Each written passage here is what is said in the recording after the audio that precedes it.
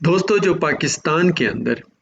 جبری گمشدگیاں ہو رہی تھیں اس پر ہم نے ایک ڈیٹیل ڈسکشن کی ہے کہ جبری گمشدگیاں ہوتی کیا ہیں، اس کی تعریف کی، پھر اس کے بعد جو یونیورسل پیریڈک ریویو ہوا اس پر بات کی،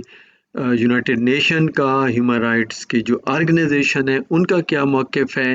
اور پاکستانی ریاست کا کیا موقف ہے اس پر بات کی، پھر جو مختلف سالوں میں پچھلے 10-12 سالوں میں جو بڑے بڑے کیسز ہوئے اس پر ہم نے علیحدہ سے بات کی اور جو ٹوٹل نمبر ہوا اس پر بھی بات کی۔ تو یہ بات ہماری ساری جو ہے انفورس ڈس اپیئرنس کی کمپلیٹ ہو گئی۔ اس پر ہم نے یہ کہا کہ جو نئے کیسز آئیں گے، جو بھی لوگ جبری گمشدہ ہوں گے اس پر ہم وقتاً فوقتاً بات کرتے رہیں گے، لیکن پاکستان کے اندر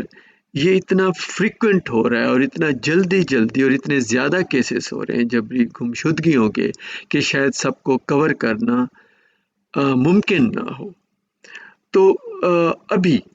ایک لیٹسٹ جو خبر آئی ہے کہ 28 اکتوبر 2025 کو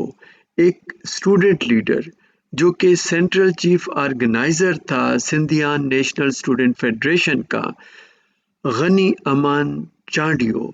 اس کو جبری طور پر گمشدہ کیا گیا۔ اور یہ جو غنی امان چانڈیو ہے یہ بہت ایکٹیو تھا سندھ کے رائٹس کے بارے میں، اور اسپیشلی جو ماورائے عدالت قتل ہوتے ہیں اور جن لوگوں کو غائب کیا جاتا ہے ان پر بات کرتا تھا اور بہت اوپنلی بات کرتا تھا۔ اور ساتھ ہی جب یہ چولستان کینال کی بات ہوئی کہ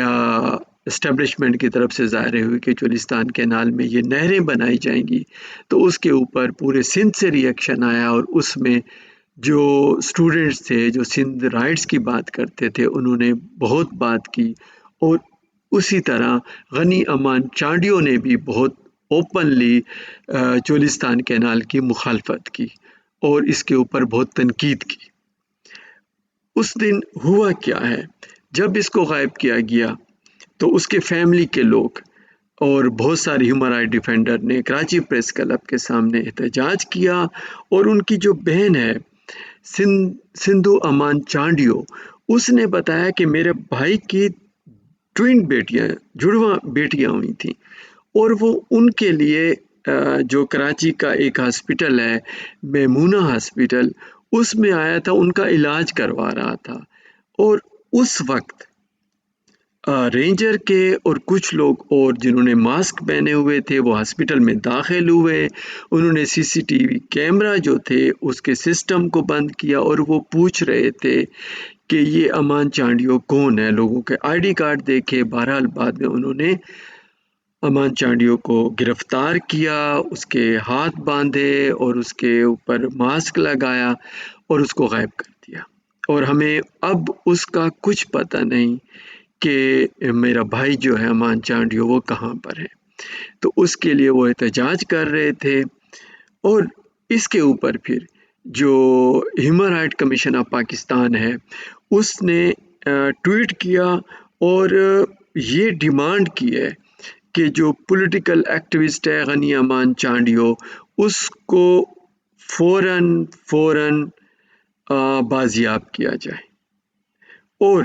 اس کے ساتھ ہی انہوں نے یہ کہا کہ جو چانڈیو ہے یا اور بہت سارے جو لوگ ہیں جن کو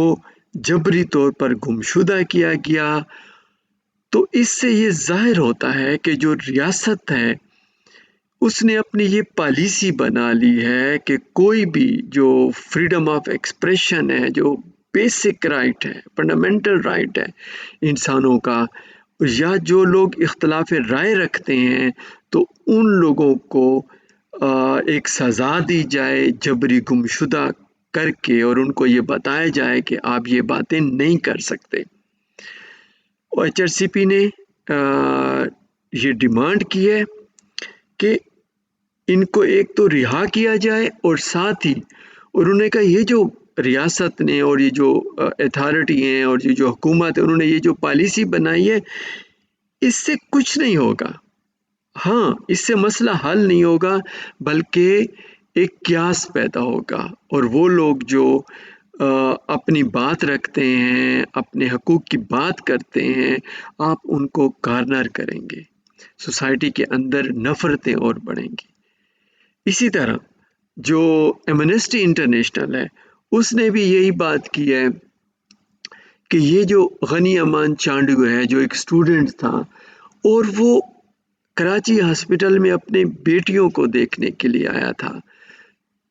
اس کو اس طریقے سے گرفتار کرنا یہ انتہائی تکلیف دہ بات ہے، انتہائی دکھ کی بات ہے، اور جو بیسک آزادی ہے انسان کی، یہ جو حق ہے، آزادی کا حق ہے، اس کو ختم کرنے کے مترادف ہے۔ اور ساتھ ساتھ انہوں نے یہ بھی ڈیمانڈ کی پاکستانی اتھارٹی سے، ریاست سے، کہ فوراً بتایا جائے کہ غنی امان چانڈیو کہاں پر ہے اس وقت، اور اس کو واپس لایا جائے، اور اس کے بعد ایک ٹرانسپیرنٹ اور افیکٹو انویسٹیگیشن کی جائے، امپارشل انویسٹیگیشن کی جائے کہ اس کو کن لوگوں نے اس کو اس طریقے سے جبری طور پر گمشدہ کیا گیا، اور جن لوگوں نے بھی کیا ان کو اکاؤنٹیبل بنایا جائے اور ان کو سزا دی جائے۔ ہر ادارہ ہیومن رائٹ کے جو آرگنائزیشنز ہیں بڑی اور یونائٹڈ نیشن بار بار یہی بات کہہ رہا ہے کہ جو لوگ گمشدہ ہوتے ہیں اور جو لوگ کرتے ہیں ان کو آپ نے کبھی سزا نہیں دی، اور ریاست پاکستان سے بار بار یہی کہتے ہیں۔ اور ریاست پاکستان کیا کہہ رہی ہے؟ جو 4th ریویو ہوا، 4th سائیکل ہے، 30 جنوری 2023 میں ہوا، اس میں جو ڈسکشن ہوئی اور اس کے اوپر انٹیریئر منسٹری ہے پاکستان کی، اس نے یہ کہا یونائٹڈ نیشن میں ہیومن رائٹ کونسل میں جا کر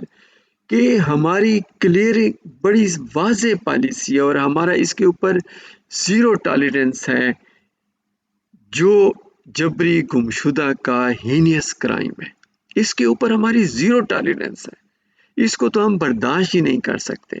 اور کمیشن آف انکوائری جو ہے اس کو فوراً اس کو دیکھتا ہے، اس کیسز کو، کہ وہ مسنگ پرسن کے ہوئے۔ اب یہ کمٹمنٹ ہے جو کہ یونائٹڈ نیشن میں جا کر ہماری حکومت نے، انٹیریئر منسٹری نے جا کر کیا ہے کہ ہماری اس کے اوپر 0 ٹالرنس ہے، بالکل برداشت نہیں کریں گے، اور پریکٹیکلی یہ کر رہے ہیں کہ اس کے بعد بھی کتنے لوگوں کو بلوچستان سے، سندھ سے، خیبر پختونخوا سے غائب کیا گیا۔ اور یہ ابھی لیٹسٹ واقعہ ہے کہ ابھی پھر جو ریاستی ادارے ہیں اس میں ملوث ہیں۔ تو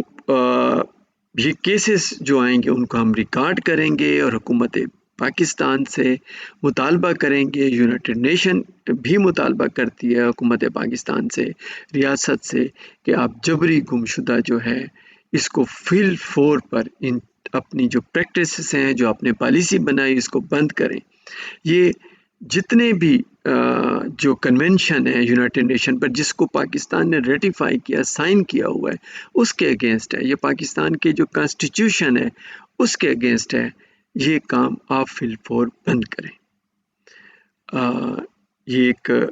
جو لیٹسٹ واقعہ ہوا اس کو ہم نے ڈسکس کیا، اور اس طرح کے اور بھی کوئی بھی واقعہ ہوا تو ہم آپ کو بتاتے رہیں گے۔